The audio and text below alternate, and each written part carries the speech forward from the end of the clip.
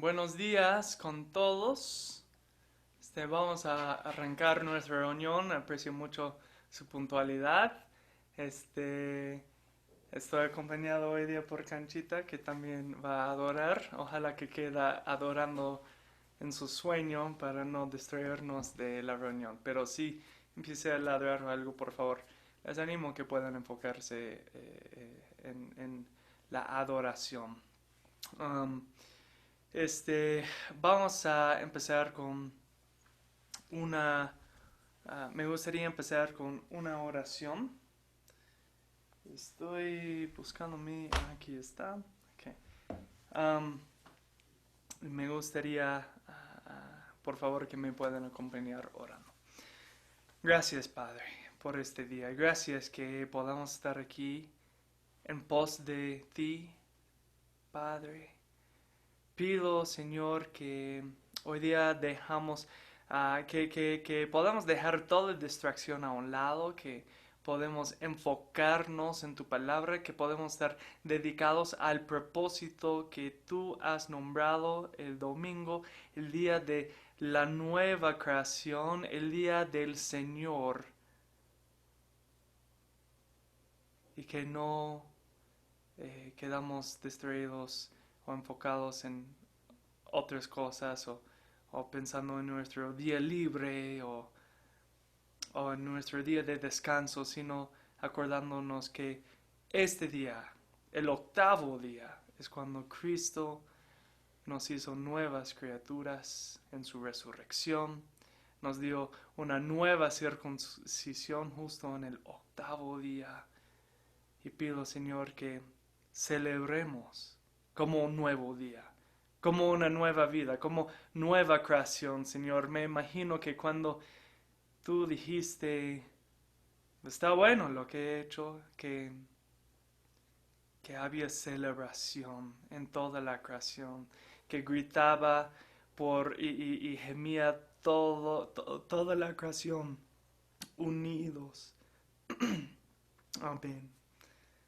Y pido, Señor, que podemos hacer eso cada domingo, que podemos gritar todos amén por lo que has hecho en la cruz y por dejar la tumba vacía. Somos un nuevo pueblo, tu iglesia, y pido que hoy día honremos a ti, Señor, que seas exaltado entre tu pueblo.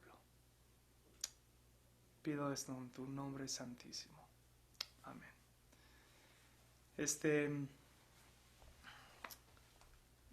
Me gustaría compartir con ustedes un salmo. Típicamente designo a alguien un salmo para que lee, pero esta semana quería ser un poco... Ah, sí, perdón, es que Beto no iba a poder conectarse, entonces había escogido un salmo, pero me olvidé que al final sí iba a poder, entonces disculpa, Beto, casi te quito de la oportunidad de liderarnos en eso. Entonces Beto nos va a liderar en el salmo y voy a guardar mío para la siguiente semana. Ok. Gracias, Vale, por avisarme. Entonces, Beto, por favor, ¿cuál salmo? Y de ahí si nos puedes liderar en leerla. Listo. Buen día, ¿cómo están? Ahí les pido que puedan buscar conmigo el Salmo 138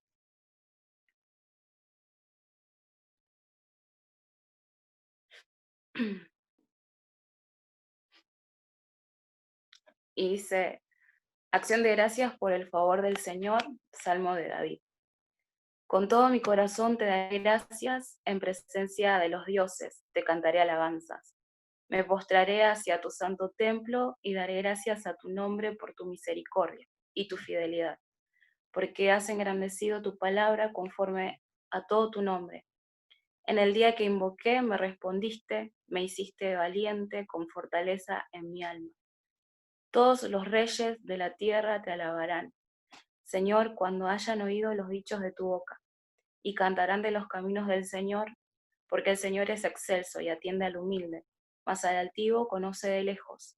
Aunque yo ande en medio de la angustia, tú me vivificarás. extenderás tu mano contra la ira de mis enemigos, y tu diestra me salvará. El Señor cumplirá su propósito en mí. Eterna, oh Señor, es tu misericordia. No abandones las obras de tus manos. Gracias. Gracias. Muchas gracias, Beto. Ahora me gustaría también que podamos adorar y alabar por medio de unas canciones. Esta semana el pastor Redia ha pedido que cantemos la canción 28, 10,000 razones. Y pastor, si nos puedes compartir un poco por qué quisieras adorar con esta canción. Si tomas la cifra 10,000 razones, es como una moneda de 2 lados. Si una razón no es más que suficiente, la cual debe ser por su amor, el otro lado de la moneda, 10,000 razones, no son suficientes para declarar lo que ha hecho por nosotros. Amén. Amén. Wow. Qué hermoso, no había pensado así. Wow. Entonces, con eso, vamos a intentar expresar lo que es realmente que no podemos expresar por medio de esta canción. Y vamos a compartir la letra en la pantalla para que puedan seguir. Voy a darle un ratito para que pueda poner la letra.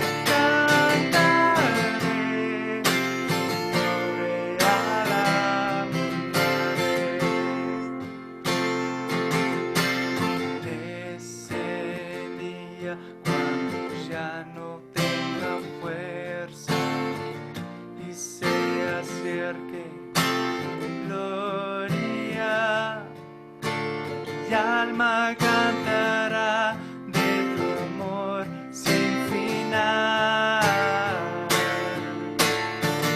10,000 años y para siempre más. Que todo lo que soy alabe al Señor, todo mi corazón. De tu grande amor cantaré, te alabaré. Que todo lo que soy alabe al Señor, todo mi corazón. De tu grande amor cantaré,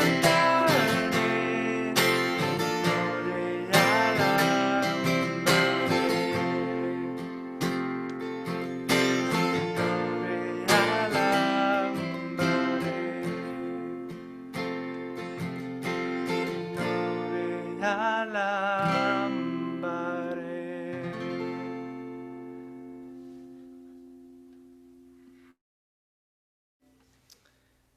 Amén, gracias, pastor. Ahora Vale nos va a indicar la siguiente canción. Entonces, Vale, no sé si quisieras venir aquí para compartir. Ella ha escogido la canción 58, que es Novio Redentor.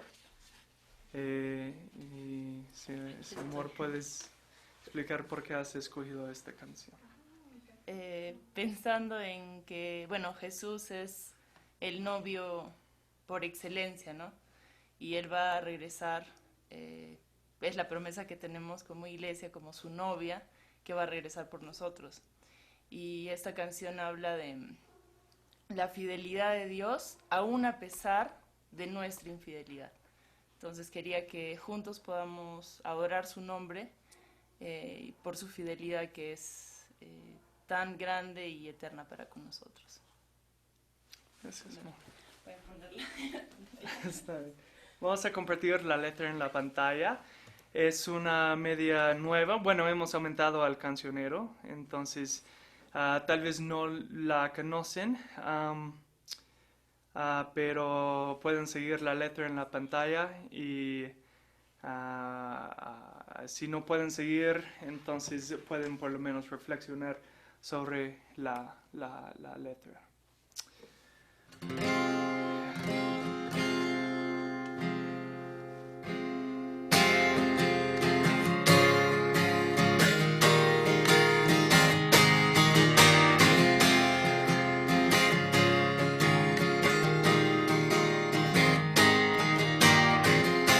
He perseguido otros amores en mi corazón, otros dioses.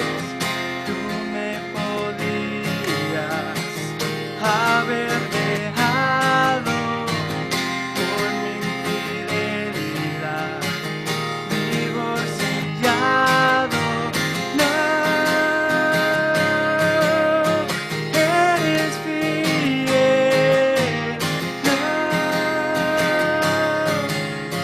novio fiel.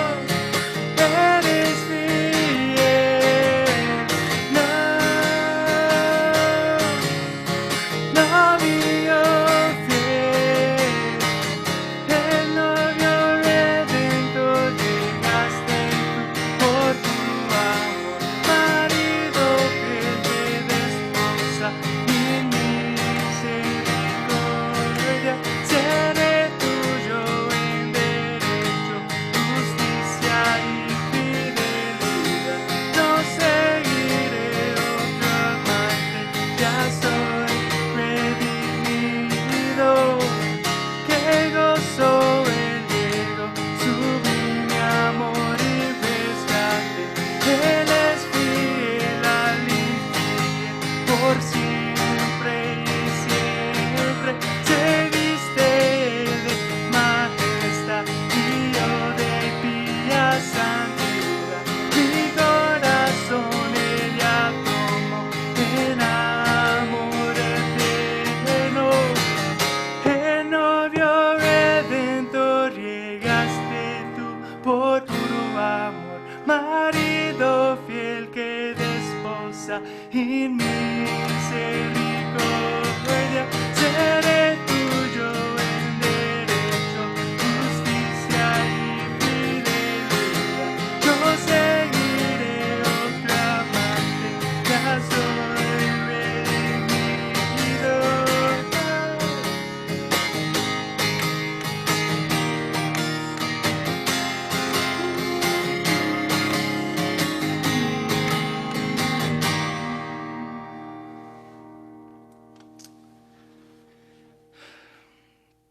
Gracias, Padre, por tu fidelidad a un pueblo que una y otra vez siempre fue infiel y a fin de cuentas tú redimiste con tu propia sangre, Señor.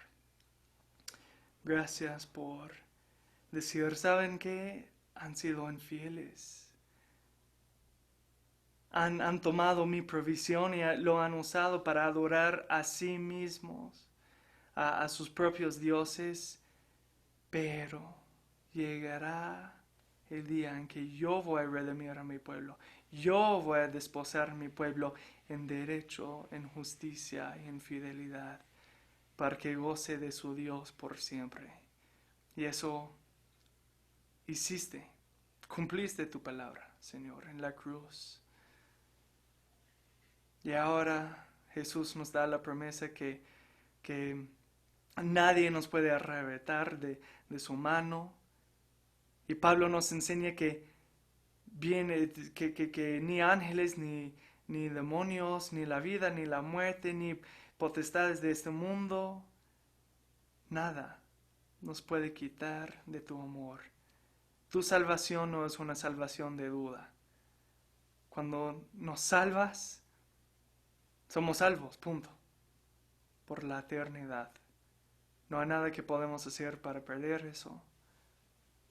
Y nunca vas a abandonarnos o entregarnos de nuevo a nuestra condena. Tú eres el Dios que escoge, salva, y es una salvación duradera por siempre. Pido, Señor, que podamos regocijar en esa promesa y aprovecharla para dar nuestro mejor esfuerzo en ser vestidos en santidad, como dice en Apocalipsis. Que la iglesia está vestida en pía santidad. Y pido, Señor, que como iglesia podamos crecer en ser el pueblo que has comprado con tu sangre, que podemos ser un pueblo que honra a su Dios, honra a su Salvador, su Redentor, su Rey, su cabeza. Y pido que empezamos aquí, en este momento, Señor, con aprender más de tu iglesia en hechos y cómo realmente debe ser la novia de Cristo para honrar a su Rey. ¿Y a qué camino estamos yendo? Uno en que vamos a estar rodeados al trono, adorando por siempre, completamente satisfechos por la primera vez en todas nuestras vidas, habiendo alcanzado por fin, solo por la obra de Cristo, nuestro propósito, por lo cual fuimos creados. Pido que bendigas este tiempo, Padre, y que hables por medio de Jackson, para que seamos edificados, santificados, desafiados, y para que podamos tomar la palabra para honrar más a Cristo y ser más como Cristo. Gracias, Padre. Y pido esto en el nombre de Cristo Jesús. Amén. Entonces ahora me gustaría que adoremos por medio de nuestro estudio de la palabra. Esta semana vamos a seguir en Hechos y Jackson nos va a liderar en nuestro estudio. Jackson. Gracias, Pastor Mateo. ¿Se escucha bien el audio? Quiero estar seguro de que todos me escuchan y que no tenga problemas en ese sentido. Gracias. Muchas gracias, hermanos. Espero que estén teniendo un bonito día también ahora, su comienzo. Y quiero empezar con algo que quiero compartirles. Tengo el placer de poder ahora yo tener el tiempo para poder hablarles acerca de la palabra del Señor, pero antes quiero ponerles una experiencia y un comentario acerca de mí, para poder entrar en el tema que voy a hablar hoy día. Ustedes saben, y muchos saben, que yo soy fanático del voleibol, ¿no? Es un deporte de 2 equipos, en el cual hay 6 jugadores en cada equipo, y que se enfrentan, ¿no? A 25 puntos. Los cuales dentro de un equipo hay 3 jugadores delante y hay otros 3 jugadores detrás. Cada uno de ellos tiene una función en particular. Cada uno de ellos tiene también ciertas habilidades que debe de conseguir. Por ejemplo, los de adelante, los 3 de adelante son los que son del área de ataque, de los cuales 2 de los que están a los costados, derecha e izquierda, son los más altos que van a atacar, a bloquear el balón de contrario, ¿no? El del medio es el que se encarga de servir o armar las jugadas para que los 2 de ataque puedan hacer los puntos. Mientras que los de atrás, ese equipo, son los que se encargan de defender los balones que van a venir del otro equipo contrario. Uno de esos 3 se llama el líbero. Líbero es el que es el especialista en defender, por lo cual debe tener generalmente una estatura más bajita, para poder llegar más rápido a los balones de abajo, ¿no? A los que llegan más rápido al piso. Entonces, tiene que ser bien ágil, tiene que ser bajito de estatura. Ustedes van a ver en todos los equipos, todos casi son altos excepto él, ¿no? ¿Qué pasaría si tenemos un equipo y no están en el orden que deberían ser, ¿no? No están de repente las personas que se suponen que tienen que atacar, no están atacando, sino los ponen como líbero, a un altote, ¿no? Como yo. Y lo ponen de líbero. Y al que es de líbero lo ponen de ataque. Sabiendo de que lo va a ir a atacar el balón, ni siquiera va a pasar la malla, ¿no? Quizás si es que pasa, los que son del otro equipo, que son más altos, van a bloquearlo y no va a pasar. Vamos a perder. Entonces, no hay un orden, ¿no? No se está haciendo una adecuada distribución de las funciones, a cada uno sus habilidades, sus capacidades, etcétera, ¿no? Ellos son preparados, son entrenados por el coach. El coach es la persona más hábil, más sabia, que destina justamente a las personas a cada una de las posiciones, que las conoce, que las entrena, porque las capacita para que lleguen a desempeñar su función adecuadamente. Y les hablo de esto porque justamente ahora, en el capítulo 6 de Hechos, vamos a ver algo así. Vamos a ver que va a haber un problema de un desorden en la iglesia en los primeros días. Y es por eso que quiero que vamos a tener esto en mente y vamos a poder leer, por favor, el capítulo de Hechos 6 el día de hoy. Si todos, por favor, pueden acompañarme al libro de Hechos, capítulo 6, vamos a leer, por favor. Hechos 6 dice lo siguiente. Por aquellos días, al multiplicarse el número de los discípulos, surgió una queja de parte de los judíos helenistas en contra de los judíos nativos, porque sus viudas eran desatendidas en la distribución diaria de los alimentos. Entonces los 12 convocaron a la congregación de los discípulos y dijeron, no es conveniente que nosotros descuidemos la palabra de Dios para servir mesas. Por tanto, hermanos, escojan de entre ustedes 7 hombres de buena reputación, llenos del Espíritu Santo y de sabiduría, a quienes podamos encargar esa tarea. Y nosotros nos entregaremos a la oración y al ministerio de la palabra. lo propuesto tuvo la aprobación de toda la congregación y escogieron a Esteban, un hombre lleno de fe y del Espíritu Santo, y a Felipe, a Prócoro, a Nicanor, a Timón, a Parmenas, a Nicolás, un prosélito de Antioquía. A estos los presentaron ante los apóstoles. Después de orar, pusieron sus manos sobre ellos. La palabra de Dios decía que el número de los discípulos se multiplicaba en gran manera en Jerusalén. Muchos de los sacerdotes obedecían a la fe. Esteban, lleno de gracia y de poder, hacía grandes prodigios y señales entre el pueblo. Pero algunos de la sinagoga, llamada de los libertos, incluyendo tantos pirineos como alejandrinos y algunos de Cilicia y de Asia, se levantaron y discutían con Esteban. No podían resistir a la sabiduría y al espíritu con que hablaba. Entonces, en secreto, persuadieron a algunos hombres para que dijeran: le hemos oído hablar palabras blasfemas contra Moisés, contra Dios. Y alborotaron al pueblo, a los ancianos, a los escribas, cayeron sobre él, lo arrestaron, lo trajeron al concilio. Presentaron testigos falsos y dijeron: este hombre continuamente habla en contra de este lugar santo, de la ley, porque le hemos oído decir que este Nazareno Jesús destruirá este lugar, cambiará las tradiciones de Moisés nos dejó. Y al fijar la mirada en él, todos los que estaban sentados en el concilio vieron su rostro como el rostro de un ángel. Amén. Es muy bonito este capítulo. Nos habla justamente de los primeros días de la iglesia, ¿no? De cómo es que ellos estaban, primeramente, hemos visto en los anteriores capítulos que estaban creciendo, ¿no? Gracias a que todos compartían todo, que tenían el amor los unos por los otros. Nadie consideraba lo que era de uno como si fuera de uno, sino como si fuera de todos, ¿no? Nadie tenía envidias. Estaba el amor en esa congregación, y gracias a las obras milagrosas que estaban haciendo los apóstoles y a la predicación del evangelio, es que esta iglesia estaba empezando a crecer más y más y más. Llegamos a este punto en Hechos 6 donde se nos dice que probablemente habían entre 15,000 a 20,000 personas ya en la iglesia. Wow, estamos hablando de en nuestros días una media iglesia. No es grande, pero así como también crecía en número de los discípulos, también las necesidades y los problemas iban a ir empezando a aparecer.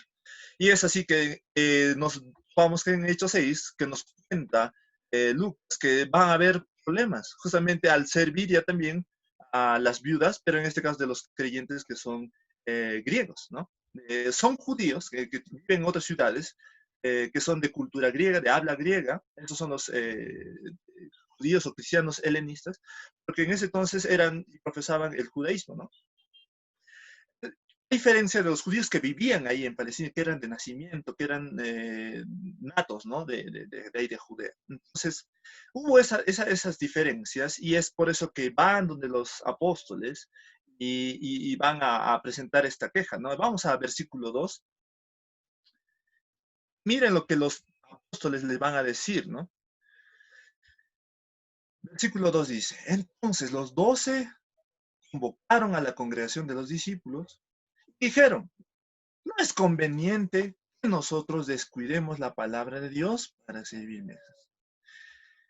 Hay algo importante acá, porque los apóstoles, si bien es cierto, están tomando en cuenta las necesidades de la iglesia, pero les dicen algo que es muy, muy importante a los que son discípulos, los que son ministros como ellos, ¿no? La tarea más importante de los apóstoles como líderes de la iglesia es instruirlos en la palabra de Dios, orar por ellos, velar por las necesidades espirituales de la iglesia como tarea primordial, ¿no? Haciéndola crecer en santidad, en la cantidad por la predicación del evangelio. Y esa es la tarea principal que tienen los ministros hoy en día. Bien. Por eso es que no pueden ellos descuidar esa tarea principal, realizar otra anexa, ¿no?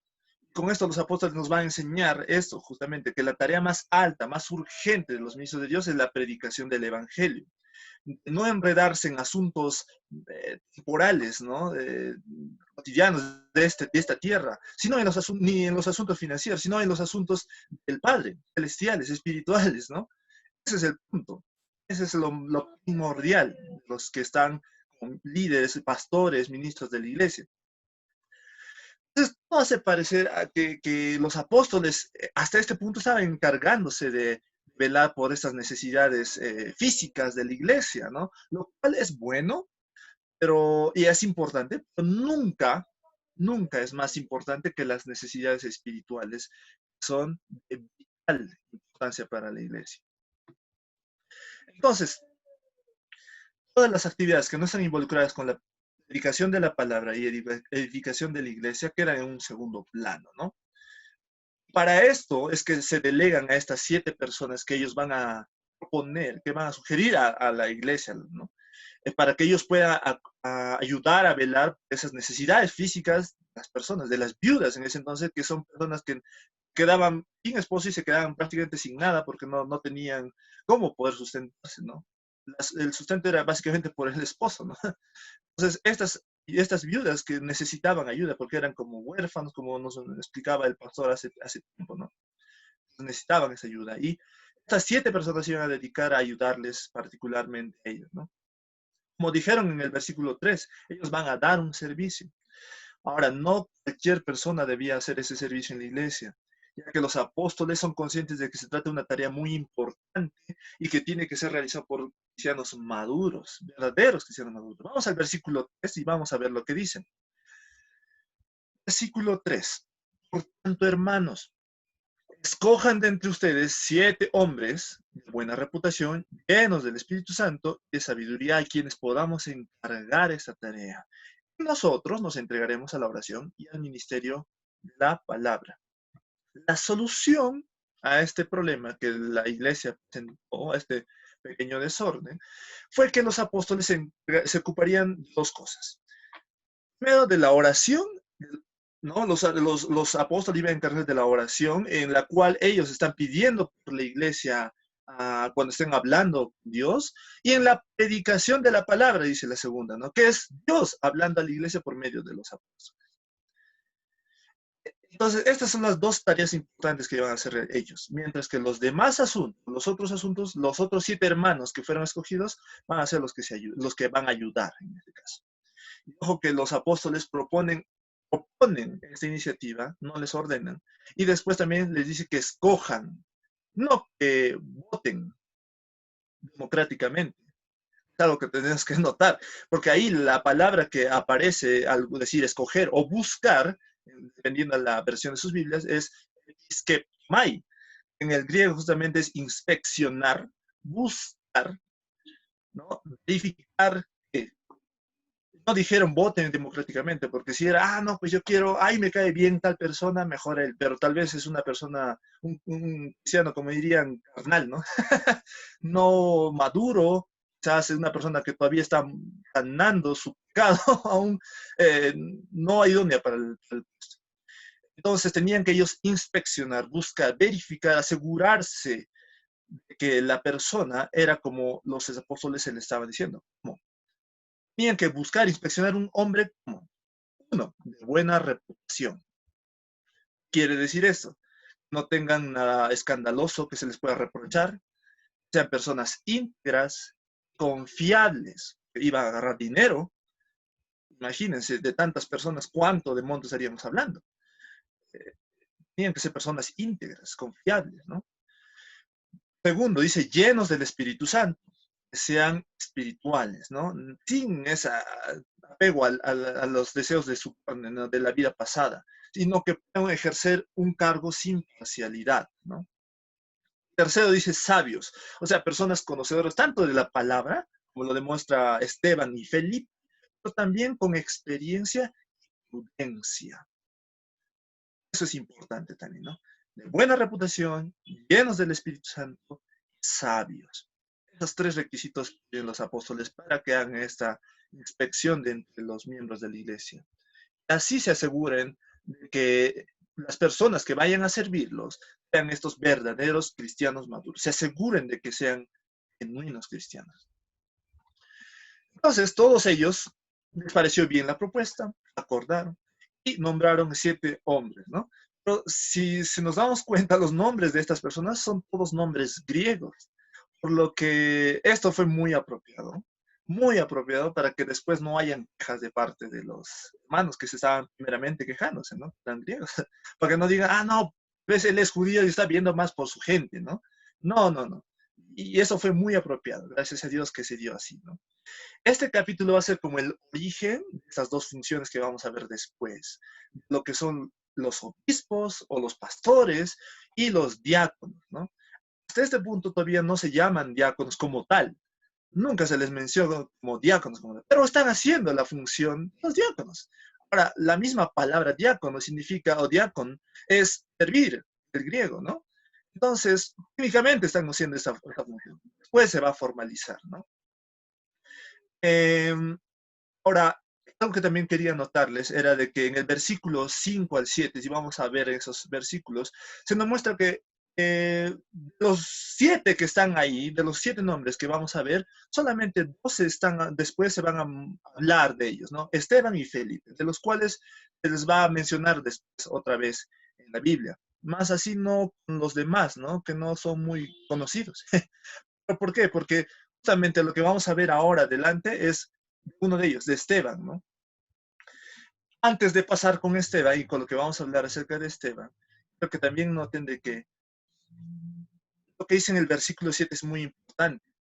Porque ni bien la iglesia se puso en orden en estos asuntos, ordenó lo que estaba pasando, ¿no? Y no estorbando con el evangelio que tenía que ser predicado por los apóstoles, todo empezó a prosperar. Más, ¿no? Entonces vamos a ver versículo 7, dice, esto es ya después de que hayan hecho la elección de los 7, pusieron las manos sobre ellos, los encomendaron a esa tarea. Miren lo que va a pasar en el versículo 7 como efecto, como consecuencia de todo esto. Y la palabra de Dios crecía y el número de los discípulos se multiplicaba en gran manera en Jerusalén. Y muchos de los sacerdotes obedecían a la fe. Gracias a que ahora los apóstoles se pudieron dedicar de lleno en su labor y delegar las funciones de finanzas y servicio a otras personas, ¿no? La palabra de Dios, no sé el primero, la palabra de Dios creció. O sea, que se extendió el conocimiento del Evangelio más y más. B, el número de los discípulos se multiplicaba en gran manera en Jerusalén. Y hasta los sacerdotes, ya estoy en la tercera parte, los sacerdotes se convirtieron en cristianos. Los que en un inicio incluso hasta eran los que se oponían a todo esto de Jesús y a sus discípulos, ¿no? Ahora estaban convirtiéndose al cristianismo. Y probablemente esto también provocó y enfureció a los judíos de las sinagogas. Luego van a buscar a Esteban para debatir, ¿no? ¡Wow! Se está teniendo un efecto grandioso cuando todas las cosas estaban funcionando como deben ser. Así sucede cuando los pastores, cuando los ministros deben hacer su tarea en las iglesias. Nosotros estamos experimentando justamente eso en Zona Segura. Cuando el pastor César se dedicó y empezó a dar de lleno a su labor de pastor y delegar las demás funciones a otros hermanos piadosos, pudimos ver cómo nuestra iglesia fue creciendo más y más. Tanto en el conocimiento de la palabra, la exposición del evangelio, y se fue bien expandiendo a más lugares, también los discípulos fueron aumentándose en nuestra iglesia. Tenemos una hermosa iglesia ahora que tiene de repente más de 100, 150, 200 miembros. Gracias a que hay una persona que está dedicándose de lleno. Y ahora no solo una, sino también tenemos al pastor Mateo y al pastor Roland, ¿no? Que se dedican y están esforzándose para que nosotros como iglesia podamos ser ministrados con la palabra de Dios. Imagínense si no podrían hacer esa labor. Entonces, es importante cuando las cosas van en orden de acuerdo a la voluntad del Señor. Pero es muy importante que eso genere ese crecimiento y esa prosperidad espiritual en la iglesia. Ahora vamos a entrar a Esteban, porque es la segunda parte justamente de este capítulo corto.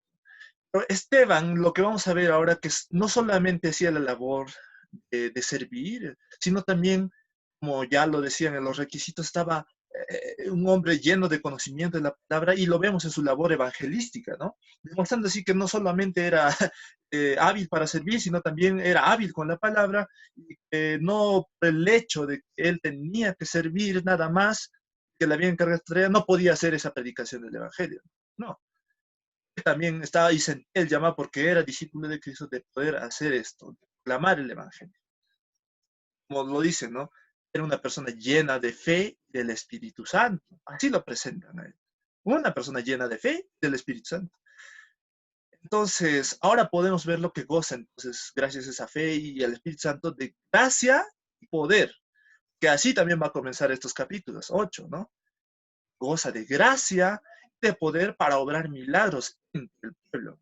Así comienza este capítulo, ¿no? En el versículo 8. Dijimos que estos milagros que los discípulos realizaban era para respaldar la veracidad del evangelio que ellos proclamaban, ¿no? Entonces, vamos a ver que al ser un cristiano lleno de fe, de gracia, cada vez estaba haciendo más como Cristo y menos como Esteban, ¿no? Como él, humano. Al ser más como Cristo tenía pues, el Espíritu Santo, le daba el valor, le daba la sabiduría en las palabras que hablaba, defendiendo el Evangelio, tanto así que no podían ganarle en el debate, tal como vamos a ver en el versículo 10. El versículo 10 dice, pero no podían resistir a la sabiduría, al espíritu con que hablaba. Obvio, pues, obvio. Porque los que estaban de las sinagogas viniendo a debatir contra él, enfurecidos tal vez, estaban debatiendo en realidad con el Espíritu Santo. No estaban debatiendo con Esteban en sí. Entonces, obvio que no podían resistir, pues, ¿no? Entonces, ese es un patrón que vamos a ver en los verdaderos discípulos de Cristo. Reciben la salvación y al Espíritu Santo, ¿entienden? ¿No? Todos tienen palabras llenas de verdad y que provienen de la sabiduría de Dios. El humano, muy inteligente, por muy estudioso que pueda ser, no va a poder debatirlas, no va a poder rebatirlas, no va a poder entender esta sabiduría que le va a parecer a ellos locura. Todo lo que nosotros declaramos cuando hablamos acerca del Evangelio, para ellos es difícil de entender, los confunde muchas veces, ¿no? Que tiene que ser discernidos espiritualmente, como dice en 1 Corintios 2. Entonces, esa es la verdad que nosotros estamos proclamando. Es esa sabiduría tan alta, tan preciosa, que tiene como centro la salvación por medio de nuestro Señor Jesucristo. Eso es, ¿no? Esteban se dio por completo, su vida fue entregada por completo a su fe en el Señor y a sufrir juicios y incluso la muerte de manera injusta por calumnias de los judíos de las sinagogas que trajeron falsos testigos, nos muestra la escritura, ¿no? Y después vamos a ver eso ya después en el siguiente capítulo, la siguiente semana, que lo van a incluso hasta apedrear por blasfemia, ¿no? Pero esto era todo un falso testimonio contra él, ¿no? Y entre los que debaten, esto quiero tomarlo como nota también, se dice que estaban de la sinagoga de los libertos, de Alejandría, Cirineos, Cilicia y Asia. No sería raro, no sería raro imaginar que entre los que estaban en la sinagoga de Cilicia también estuviera debatiendo contra Esteban, Saulo de Tarso. Que Tarso era una de las ciudades importantes dentro de la provincia romana de Cilicia. Él, Pablo, antes era Saulo, era pues fariseo de fariseos. Probablemente se congregaba en esa sinagoga y probablemente también fue con Esteban a debatir ese día. No sería muy raro pensar esto, ¿no? ¿Qué sacamos de todo esto que estamos leyendo? Un gran ejemplo. Esteban es uno de los ejemplos de cómo un verdadero cristiano que sigue los pasos de su maestro, incluso hasta en el sufrimiento por la verdad del Evangelio, está dispuesto a hablar de Cristo sin temor. Y ahora yo te pregunto, ¿tú también estás con esa entrega de tu vida hacia el Señor, que le llamas Señor, para poder hablar sin temor? Mira, no ir tan lejos, a tus parientes. Es a veces lo más difícil que escucho. No puedo hablar a mi tío, no puedo hablar a mi papá, no puedo hablar a mi mamá. ¿Por qué? Es que son cerrados, es que no, es que no, pero hazlo por amor a ellos, hazlo por amor. Sé que tal vez te pueda parecer difícil, pero no sé, experiencias que han partido durante la vida, porque ellos te han visto antes de ser cristiano, no sé, tantas cosas que pueden poner como les excusa o ¿no? Argumento para tal vez no creer. Pero que vean ahora tu vida y que vean ahora tu cambio, tu arrepentimiento. Háblales de Cristo, de cómo Él puede cambiar una persona que ellos veían así y transformarle en una persona así, ¿no? Nueva, entregada a hacer la voluntad de Dios. Puedes, si tienes el valor para hablar con desconocidos. Muchos dicen, no, no, ay, no me cuesta, no sé qué me pasa, no. Busca en las fuerzas del Espíritu Santo que te dé las palabras, ora a Él, para que Él pueda ser el que pueda hablar, pero al menos intenta, ¿no? Incluso si te ves amenazado por la muerte de manera brutal, ¿estás dispuesto a hacer todo esto? Claro, muchos pueden decir, no, no, yo sí estoy dispuesto a morir por Cristo, a lo Pedro, ¿no? Ah, yo estoy dispuesto a morir por ti, Cristo, ¿no? Pero algo más difícil que morir por Cristo es vivir para Cristo. Vivir para Cristo. Eso es más difícil. Entonces, ¿estás dispuesto a vivir para Cristo? Si realmente entiendes lo que implica vivir para Cristo, tendrás en cuenta que tienes que renunciar a todos tus sueños, tus deseos personales, para ponerlos por debajo de los deseos y los sueños de nuestro Señor. Porque tu ganancia en el mundo es hacer tus deseos, otros, ¿no? Pero no, la verdadera ganancia es hacer los deseos de otros. Es cumplir los sueños de otro. En este caso, estoy hablando de ese otro que no es cualquier persona humana, sino es nuestro Señor, el que te salvó la vida y el que te dio una nueva, que Él pagó la deuda que tú no podías pagar, la cual te estaba condenado a sufrir eternamente en el infierno. No estamos haciendo algo que realmente es mínimo a comparación de lo que teníamos que hacer. Es algo que debemos hacerlo entendiendo esto. Vamos a verlo desde esta verdad. Por eso nos llamamos siervos de un amo, Jesucristo, que ahora vivimos para hacer las órdenes de nuestro amo, no nuestros propios deseos. Tenemos que ordenar nuestras vidas también, ¿no? El que manda es Jesús, no nosotros. Esteban lo entendía perfectamente, lo entendía muy bien y por eso estaba dispuesto a dar todo por su amo. Fue así, fiel, hasta el final, ¿no? Vivió imitando al Señor, vivió para proclamar del Señor. Sabía lo que tenía que hacer, predicar el Evangelio primeramente, servir a sus hermanos, ¿no? Incluso la siguiente semana, como les decía, vamos a ver que hasta muere imitando a Cristo, que hasta les dicen, no tomen en cuenta este pecado, al Señor le dicen, no, no tomen en cuenta este pecado. ¡Wow! ¡Qué discípulo! ¡Qué gran discípulo del Señor! Tenemos que aprender a vivir imitando a Cristo, ser fieles y hacer lo que hemos sido llamados a hacer, ¿no? La voluntad de Dios, descrita en nuestra Biblia. Ordenemos nuestras vidas a la voluntad de Cristo. Oremos, hermanos. Señor Santo Dios Todopoderoso, gracias, gracias Señor por darnos la oportunidad de ahora poder tener esta nueva vida, Señor, y pedimos, Señor, para que tú, Señor, nos puedas ayudar a poder santificarnos cada vez más por tu Espíritu, que pueda trabajar en nosotros, Señor, en todavía este cuerpo, Señor, que está aún con este resto, Señor, de pecado, Señor, que está siendo transformado y sanado, Señor, para tu gloria. Te pedimos, Señor, que nos des las fuerzas para poder vivir para ti, que nos hagas entender, Señor, lo importante, Señor, que es esto, que ahora nosotros vivimos para ti, que ahora nosotros tenemos una vida que estás sometida, Señor, a tus deseos, a tu voluntad, porque eso es lo que implica ser un siervo, eso es lo que implica ser un discípulo, Señor. Ayúdanos a poder ser verdaderos hijos tuyos, que den una imagen de tu Padre, Señor, en santidad. Y podamos, sobre todo, hacer la tarea que nos has llamado de ir y predicar el Evangelio a todas partes, Señor, como es tarea de cada uno de los discípulos, Señor, no solamente de los ministros, sino de todos, Señor, los que somos tus hijos.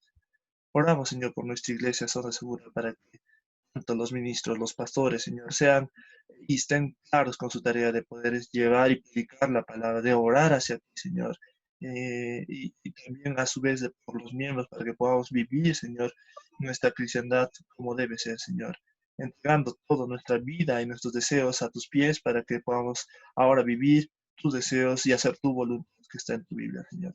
Oramos por todo esto, Señor Santo, en tu nombre, Jesús. Amén. Amén. Gracias, Pastor Mateo.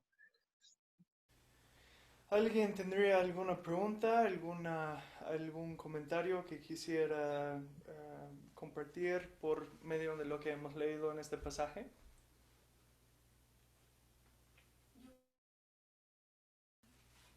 Vale, tiene, entonces aquí bien. El otro lado.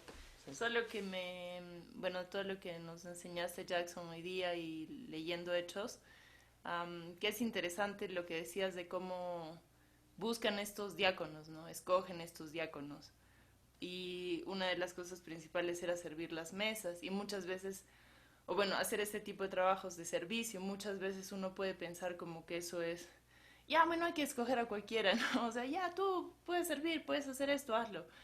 Pero el estándar, o sea, lo que leemos de cómo tenían que ser estos hombres y luego, como nos has dicho y lo que vamos a estudiar las próximas semanas de la defensa que hacen del Evangelio, o sea, lo piadosos que eran, lo preparados que eran, realmente un ejemplo, ¿no? No era cualquier persona, no era simplemente decir, ya, tú estás dispuesto a servir, estás dispuesto a limpiar, hazlo.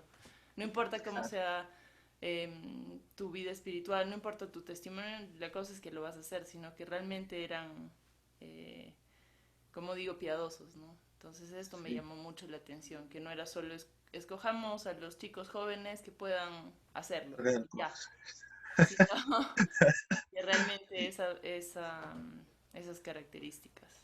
Es cierto, porque eso también fue algo que yo también aprendí bastante al estudiar esto, ¿no? Que los requisitos para eso, lo mismo, no eran cualquier persona. Yo dije, wow, y es cierto, porque si ponemos a cualquier persona, probablemente no lo va a hacer como debe hacerlo, ¿no? Y va a tener probablemente hasta problemas, podríamos tener problemas, ¿no? En el sentido tanto de honestidad, honradez, de las finanzas, de los productos que se compran, no sé, ¿no?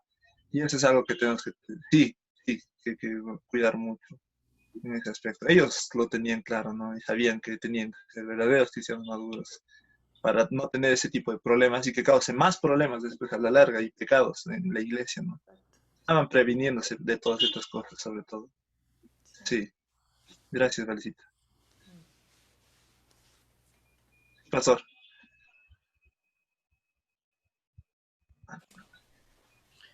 Uno de los desafíos que la iglesia enfrenta, y en particular en Latinoamérica, es que buscamos disponibilidad y no buscamos habilidad. Y cuando buscamos habilidad, buscamos los talentos. Pero la palabra habilidad bíblicamente habla de la vida espiritual de uno. Y lamentablemente la iglesia, y yo no me voy a malinterpretar, porque me ven de viejo. Pero el problema de Latinoamérica es que está dominada por jóvenes. Jóvenes que están disponibles a arrancar, pero arrancar con ignorancia. Y lamentablemente la iglesia tiene que sufrir unos cuantos años antes que comience a madurar. Y eso se nota en particular en Latinoamérica y en África. Yo he estado en todos los continentes y te puedo decir que buscamos gente que están disponible porque están con emociones y un gran entusiasmo para servir y quieren servir. Y los pastores no toman el tiempo de invertir el tiempo de calidad en la vida de los jóvenes que quieren servir. Pero tú tienes que aclarar bien que es un diácono. Si no te viene en 1 Timoteo capítulo 3, está bien claro las calificaciones. Y mira, yo tengo que supervisar 714 iglesias del mundo. Y yo literalmente he tenido que ya a tumbar la mayor parte de los diáconos. Porque tienen talentos, pero no tienen el llamado. El llamado para servir a una altura, ¿no?, que deben de servir. Y tenemos que definir qué es disponibilidad y qué es habilidad espiritual. La otra cosa que tú tienes que notar también, que hay algunos diáconos que van a servir, pero con el tiempo el Señor los llama como Esteban y Felipe.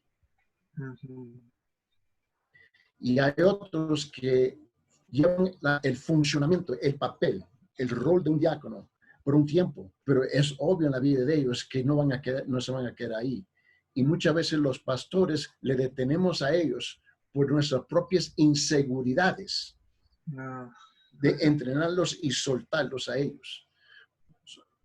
No nos debe sorprender que Esteban y Felipe no se quedaron como diáconos en las iglesias.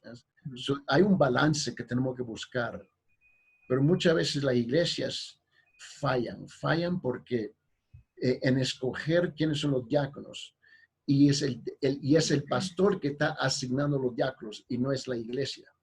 ¿Sabe por qué? El estándar, la norma bíblica de la Biblia es bien alta, pero la norma, el estándar de la iglesia es muy baja. Y nosotros nos convertimos en iglesias mediocres, con un personal mediocre que se envuelve en la cultura, en la costumbre cómo hacemos las cosas. Y por eso es difícil distinguir la diferencia entre la iglesia y la cultura. Pero estos hombres dieron sus vidas. Y creo que algo que Pastor Jackson mencionó que me llamó la atención. Los otros nadie los conoce a ellos.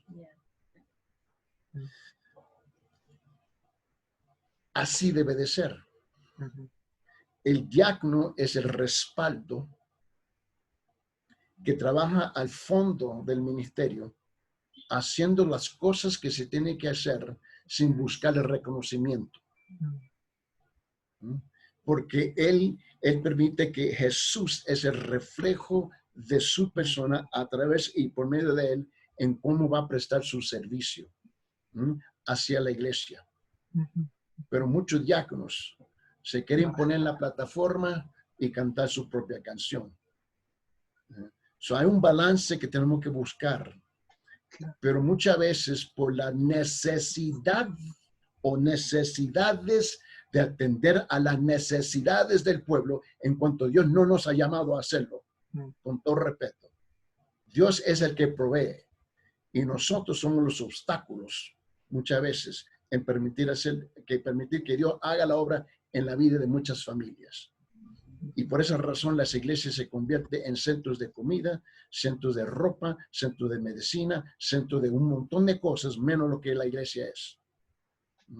La obra del diácono es afuera de las cuatro paredes de lo que se nombra un edificio de iglesia y llevar, ¿ves? Y cumplir con el llamado específico. Hay un balance que tenemos que buscar.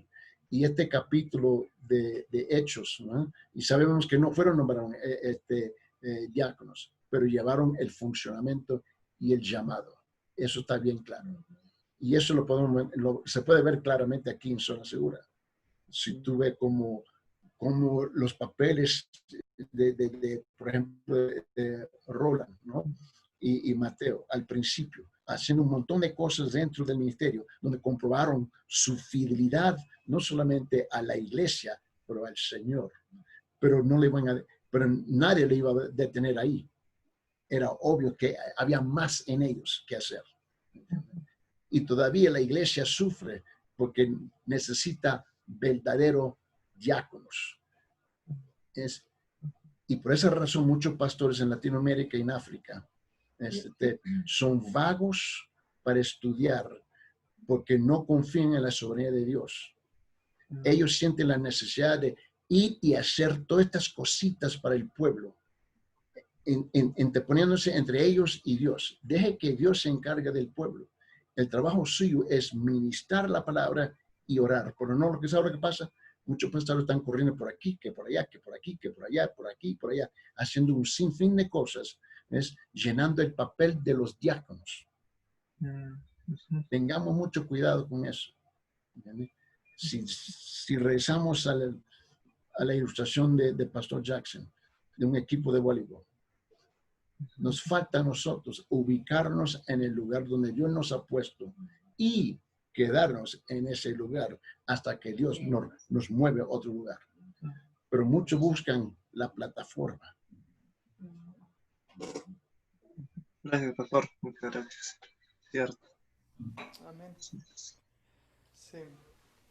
Creo que algo que queremos lograr como Zona Segura y a una hazaña inherente en que por el medio que trabajamos, que es en casas, en que hay una dificultad de enseñar sobre una alta vista de la iglesia. Es decir, que necesitamos entender que la iglesia tiene un llamado alto, un papel alto, y debemos tratar la iglesia con una reverencia, un peso. Los roles de diáconos, pastores, o sea, como dijo Pastor Eddie, no podemos simplemente decir, bueno, él está dispuesto, entonces que lo haga. No haría eso con mis hijos, no diría, bueno, esa persona está dispuesto a cuidar a mi hijo, entonces está bien que lo haga. Pues yo no hago eso con mi perrita, ¿no? O sea, yo no digo simplemente, bueno, está dispuesto que lo cuide, ¿no? O sea, yo soy estricto, ella es una perrita, mira, está aquí roncando y... O sea, si yo trato mi mascota así, ¿qué responsabilidad debo estar? ¿Con qué responsabilidad? ¿Con qué referencia? ¿Con qué vista alta debo estar viendo el cuerpo de Cristo, el pueblo de Dios, ¿no? Cuidamos nuestras cosas celosamente, pero muchas veces en la iglesia somos muy flojos en decir, bueno, necesitamos números, necesitamos gente, necesitamos manos, sin realmente pensar en el papel del miembro, de cada miembro. Y algo que estamos intentando acercarnos en Zona Segura es exaltar o elevar el estándar de la iglesia y también mantener un ambiente de discipulado, de intimidad. Y es difícil, pero yo creo que sí se puede cumplir, porque vemos eso y cómo se cumple en Hechos y cómo se cumplió por 300 años antes de que la iglesia formalizó, 300 años después de Cristo, ¿no? Y hemos empezado por empezar a observar el día del Señor más fijadamente, y decir, Dios, no se trata de acomodarnos, se trata de pararnos y rendirnos a tu voluntad, ¿no? Y eso es el desafío realmente para cada miembro. Y lamentablemente en la iglesia muchas veces decimos, no, eso es el trabajo de pastor, de diácono, de tal persona, ¿no? Pero el trabajo es de cada miembro, como aquí eran miembros y salieron sus nombres recién porque resaltaron como miembros primero, ¿no? Y es interesante como una iglesia con tan pocos nombres mencionados, llegó a ser tan fuerte que aquí estamos aún hablando de esa iglesia 2000 años después, ¿no? Entonces eso debe ser nuestra inspiración y nuestro desafío, de ser una iglesia de alta reverencia, de alta responsabilidad, de sentir el peso, ¿no? A veces queremos alejarnos del peso de la iglesia porque pensamos que no, un espacio reverente es como una capilla, una iglesia, la iglesia católica, ¿no? Y queremos ser el opuesto, queremos ser el contrario y queremos ser la iglesia divertida y relevante a la cultura actual y todo eso. Mira, por todo lo que está mal de la doctrina de la iglesia católica romana, por lo menos ellos guardan una reverencia. Aun si está adorando a un Dios falso, por lo menos rinden culto, adoran. Y nosotros, ¿cuánto más debemos hacer eso cuando sí tenemos el único Dios verdadero presentado a nosotros, ¿no? Entonces, espero que el mensaje de Jackson puede ser un desafío para cada uno de nosotros, en que ha puesto el ejemplo de Esteban, de que empezó laico, desconocido. En pocas hojas llegó a ser, vamos a ver la siguiente semana, el primer mártir de la iglesia, ¿no? Entonces espero que aceptamos ese desafío con emoción, con temor santo, con responsabilidad y con nuestros ojos puestos en Cristo, ¿no?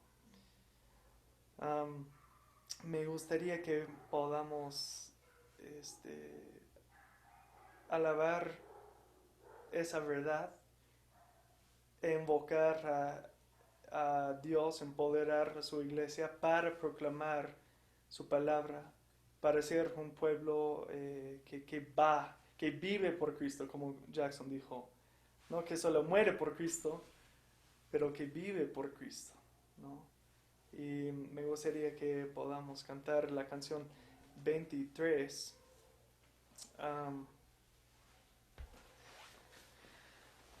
Que habla de eso, de nuestro testimonio, que nos impulsa a compartir el testimonio que tenemos, ¿no? Que nos anima, es irresistible que compartamos esa historia. Entonces pueden seguir la letra en la pantalla y vamos a cantar.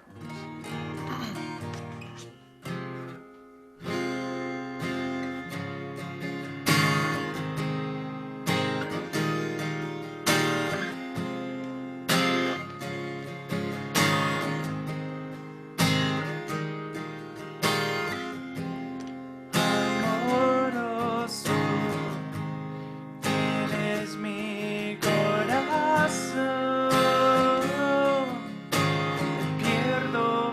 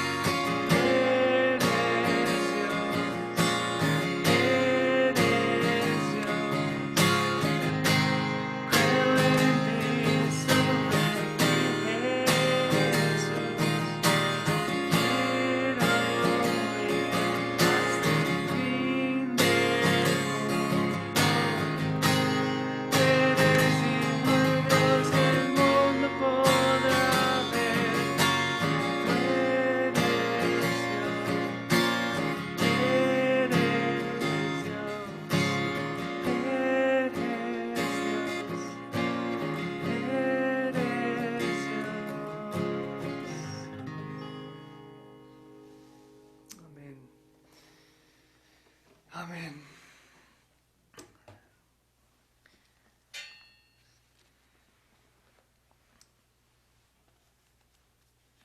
Si me pueden acompañar en sus Biblias, por favor.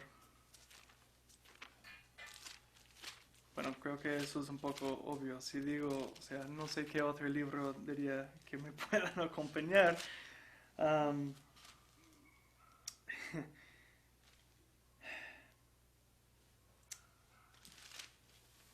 Pero me gustaría que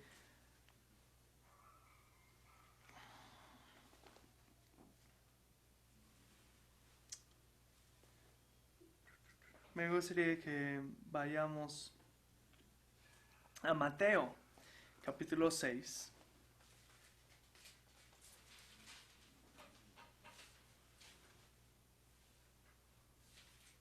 Y esto es todo su propia enseñanza, pero es algo que me llama la atención. Anoche jugamos Monopolio para hacer Shirley sufrir, que fue la primera vez que juegue Monopolio, y en la vida enseñamos debes ahorrar, ¿no? Cuidarte. En Monopolio enseñamos no. El punto es gastar, gastar, gastar, acumular propiedad. Aun si quedas al punto de ser bancarrota, mira, la propiedad es una inversión que te recompensa después. Si Shirley quería ahorrar a la vez y debidamente perdió. Pero estoy haciendo mucho bullying a Shirley, disculpa Shirley, pero me hizo pensar, ¿no? En las inversiones. Fue la primera vez que yo realmente logré entender que Monopolio se trata de controlar el tablón, no de salir con más, el tablero, más que salir con más efectivo. Me demoró 30 años aprender eso. Pero me hizo pensar en este pasaje en Mateo capítulo 6, versículo 19, cuando dice, no os acumuléis tesoros en la tierra, donde la polilla y la herrumbre destruyen, y donde ladrones penetran y roban, sino acumulaos tesoros en el cielo, donde ni la polilla ni la herrumbre destruyen, y donde ladrones no penetran ni roban, porque donde esté tu tesoro, allí estará también tu corazón. Y de ahí saltamos al versículo 24, y dice, nadie puede servir a dos señores, porque o aborrecerá a uno y amará al otro, o sea, pegará a uno y despreciará al otro. No podéis servir a Dios y a las riquezas. Esas son palabras duras, ¿no? Muchas veces hablamos de eso cuando nos falta dinero, ¿no? Bueno, ya tengo que acumular tesoros en el cielo, tengo que confiar en Dios, ¿no? Eso es la frase cliché realmente que usamos en la iglesia, ¿no? Confía en Dios, busca a Dios, ¿no? Pero esto no se trata de cuando eres pobre, afiérrate a las riquezas en el cielo. Es cuando tú eres rico, ¿qué vas a hacer con tu dinero? Cuando tú tienes, ¿qué haces? Eso realmente revela tu corazón. Cómo gastas tu dinero revela tu corazón. Escuché a un maestro hace un tiempo decir que si tú quieres saber las prioridades en la gente de la vida, uno es que logra su tiempo, en que pasa su tiempo, ¿no? El otro es que, bueno, aquí casi nadie usa un libreto de cheques, ¿no? Pero bueno, revisa su libreto de cheques, porque ahí tienes que registrar literalmente cada cosa en que has escrito un cheque, ¿no? Entonces dices, ya, $100 y tienes que escribir ahí, a Orión por Abarrotes, sí o sí. ¿Okay? Y el dinero revela nuestras prioridades, ¿no? El viernes, sí, estaba en la reunión con el pastor César, nos pidió hacer una lista. Y siempre todos ponen lo mismo, ¿no? O sea, sabemos cómo debe ser la lista. Dios, Dios, familia, trabajo, qué sea, no sé. Pero sabemos, ponemos Dios primero. Pero ¿cuántos de nosotros, si realmente logramos en cuánto tiempo pasamos, Dios sale primero en tiempo pasado? O en dinero, Dios sale primero en dinero gastado. Jesús aquí nos dice, tu lista mostrará dónde está tu corazón. No, dice tu tesoro. Y en la iglesia tenemos la oportunidad de dar a Dios para que nadie sepa. Y eso es entre tú y Dios. Hemos hablado la última semana, no debemos dar por obligación. Vimos qué pasó cuando alguien mintió sobre su dar, ¿no? Y sabemos en Corintios, Pablo exhorta lo mismo, que nadie dé de obligación, sino lo que Dios ha puesto en su corazón. Pero les desafío que si tú no estás dando, que no preguntas, ok, debo dar más, ¿no? No debes entrar con la mentalidad de, bueno, es que no doy mucho, debo dar más. Sino, ¿por qué? ¿Por qué te cuesta dar? Eso es el desafío. ¿Por qué te cuesta dar? Y la pregunta es, ¿por qué no estás agradecido con Cristo? ¿O por qué tu corazón no está enfocado en las cosas del reino de los cielos, ¿no? Muchos pastores cuando enseñan sobre el dar quieren acomodar el mensaje para repetir una y otra vez como no estoy obligando, mi punto no es hacerse sentir culpa, etcétera, etcétera, etcétera, ¿no? Y de hecho, eso nunca es el propósito de un mensaje, para que te hagamos sentir culpables. Si sientes culpa porque presentamos la palabra, eso es entre tú y Dios. Y les animo, si Dios está chocándote cuando hablamos del dar, si cuando hablamos del dar sientes incómodo, sientes, pero ¿por qué siempre hablan del dar? ¿Por qué nos desafían dar? Que te preguntas a ti mismo, ¿por qué me choca pensar en dar el reino de Dios? Oran de eso, por favor. Realmente buscan a Dios en eso. Y no lo digo como cliché, digo orar, busca la palabra, ayunar incluso, para saber por qué. Y creo que Dios te mostrará cómo dar. Y como digo, no es decir que tienes que dar una cantidad grande, más bien si piensas solo en eso, no estás dando conforme a la Biblia, pero dar conforme a lo que está en tu corazón, ¿no? Y realmente es algo libertador cuando demos así. Entonces les animo que dicen, Dios, ¿cómo puedo mostrar? O ¿cómo puedo, no mostrar, sino cómo puedo reubicar mi corazón para que esté enfocado en el tesoro en el cielo? Y si Dios revela que es por medio de tu dar económico a la iglesia para que equipamos una iglesia con alta reverencia, con alta prioridad, alta responsabilidad, para ir y hacer más discípulos en todas partes, entonces pueden contactarse con Vale y ella puede indicar cómo puedes dar de forma discreta. Así no vamos a estar así revisando las cuentas diciendo, bueno, así tal ha dado así, tal otro ha dado así. No, yo soy su esposo, yo no sé quién le dé, no sé nada de eso, ¿no? Más bien pido que no me avise porque ya me confunde todo. Pero si quieren dar, les animo que estén pensando, ¿por qué doy? ¿Por qué doy? Y eso va a afectar cómo das, ¿no? Si sea alegre o obligado. Eso dicho, me gustaría que oremos para que seamos una iglesia proactiva en su dar y en su mandar, ¿no? En su mandar misioneros. Que seamos una iglesia misionera como estamos viendo que está levantando en estas primeras hojas de Hechos. Vamos a orar. Padre, gracias. Sobre todo, ante todo, gracias por hacernos parte de tu pueblo.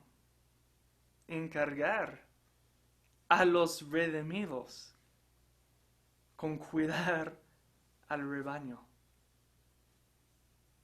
Eso es una muestra increíble de misericordia y de gracia. No merecemos cuidar la iglesia. Ningún pastor merece ser encargado con el rebaño. Ningún laico, ningún obrero, miembro de la iglesia merece responsabilidades en el pueblo. Pero tú dices, no.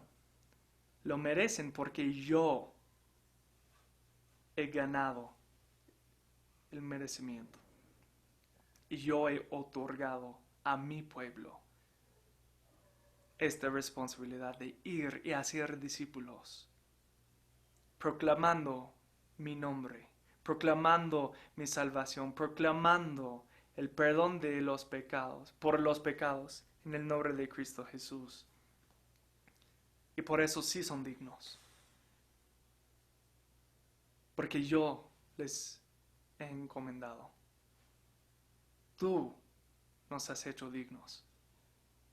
Y pido, Señor, que llevamos esa responsabilidad, que llevemos esa dignidad con un peso reverente, un temor reverente, un temor santo. Que no quedamos así llorándonos, gritándonos, no somos dignos, sino que digamos, Cristo me ha hecho digno y ahora me toca honrar a lo que Él ya ha hecho. Que dejemos de enfocarnos en nosotros. Que dejemos de enfocarnos en nuestros temores, nuestras debilidades. Porque tu fuerza, tu gloria está exaltada en nuestras debilidades. Tu salvación exaltada en el hecho que nosotros somos indefensos. Y nuestra falta de comunicarnos o falta de ser audaces a ir y predicar o compartir, aún exaltada en la audacia que nos des por medio del Espíritu Santo. Lo hiciste con Moisés, lo hiciste con los apóstoles.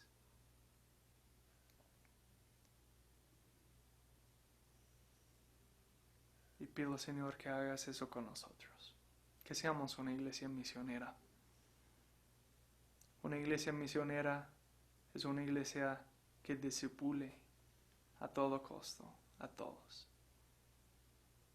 Y pido, Señor, que seamos una iglesia así. Que seamos una iglesia llena de Esteban y personas como Esteban, como Felipe. Y como los quienes honestamente sus nombres son perdidas a la historia. Pero hicieron llegar el Evangelio a nosotros aún 2000 años después, en un continente que en ese momento ni sabían que existía. Eso es el poder de tu iglesia, cuando entiende su misión, y que sí es digna de su misión, porque Cristo la hizo digna de su misión. Que dependamos de Cristo. Y entendamos que nuestro tesoro está en el cielo. Pero ese tesoro bajó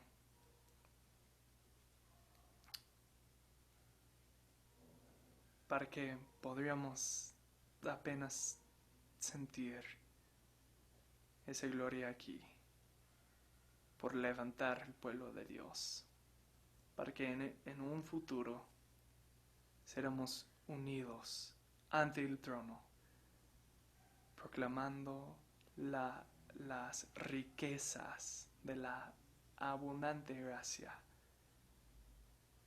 en Cristo Jesús. Gracias, Padre, por tu iglesia.